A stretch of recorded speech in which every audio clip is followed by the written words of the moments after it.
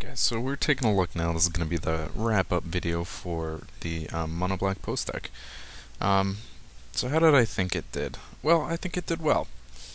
The lands worked out pretty good. I was a little concerned, as you know, about the bogs, but definitely didn't play off too troublesome being tapped. You figure, is it post uses the tapped lands with the bounce ability off the Ravnica lands.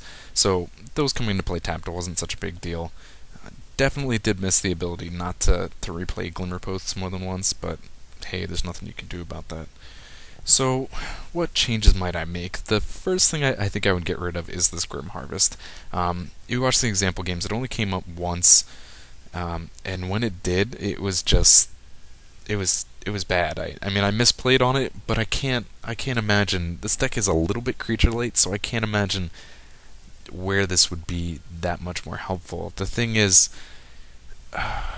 when you're playing a mono blue or just any post deck with blue, odds are you're going to be running something like Mystical Teachings, and this means that you're going to have the ability to search out cards from your deck.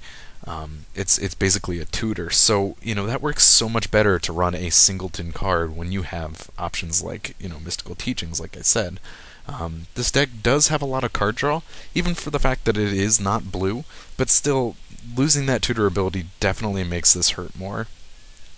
The Unearths were good, they worked well. I think they're more than enough to kind of work with this. I might actually have tried to move a Faceless Butcher from the sideboard into the main deck. I mean, I think the sideboard would need a lot of work, I said that in the deck building video, but at the same time, I think there was a bit of trouble. If you watch the example games, I ran into MonoBlack decks twice in a row.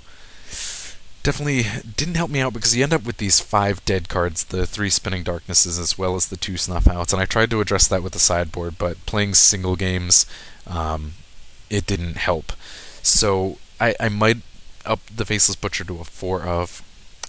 The Singleton Rat worked okay. It had its moments. I didn't hate it. We'll put it like that. It does give you the ability to replay some things like the Butcher if you needed an opportunity to do that.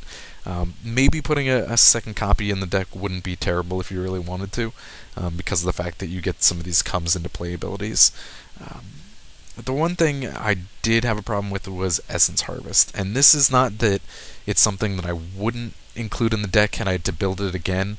This was kind of the foundation for me wanting to build this deck, was this card, but at the same time, I felt it wasn't quite used to its full potential.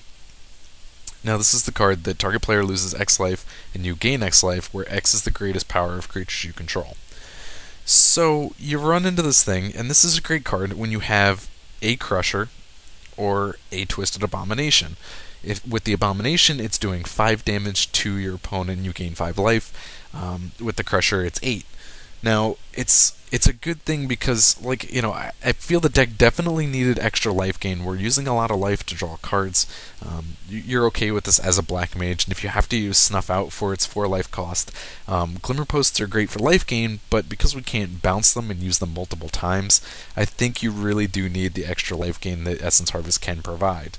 Now, that being said, you also run into the situation where the majority of your creature base is these replicas, the Ragers, and the Faceless Butchers, and these are all 2-power creatures. That means Essence Harvest is only going to do 2 damage to your opponent and gain you 2 life. If you have to use it with the Shinobi on the 3 life is a little bit better, but still the ideal situation is to use it off a Crusher or the Abomination.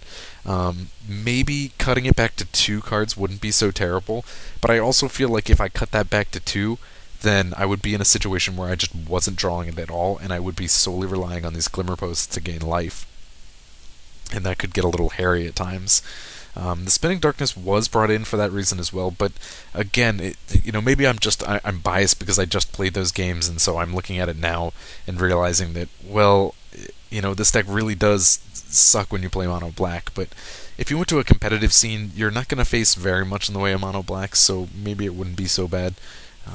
Maybe I'm just having a biased opinion on it right now. I definitely think 4 Crushers was a good idea. Having those, as kind of the main creature focus as the big bomb is a great thing. you do run into the situation where you have several in your hand, and I had this going on in one of the games and not enough mana to play it. But with the post lands, it's a rarity. So having those available is great. Once you have one, good. The game is pretty well in your hands. You get two, things are looking even better. 3 and 4, it's just okay. This game is over. So there's a lot of potential to that to win game. But at the same time, I can see why people decide to play only 3 copies. I don't want to talk much about the sideboard. You saw it. If you haven't, go check out the deck video where I'm building the deck. You'll see what it is. It's very fragmented. Tried to get some ideas thinking about what MonoBlack control runs, and you can definitely, if you're interested in playing this deck, go check out other MonoBlack control decks for their sideboards. Maybe something else will step out and inspire you, but really kind of the focus of my sideboard ended up being, well, I know if I play black decks, I'm going to need extra kill. I don't know. Take it or leave it. Anyways, I said I wasn't going to talk about it. So, yeah, there you go. Bottom line on this deck is good, not great. May not see competitive play, but hey, mono red worked. Sure, it's a little stronger being based on land destruction and burn spells, but if mono red can work as a post deck, then sure, mono black has potential too.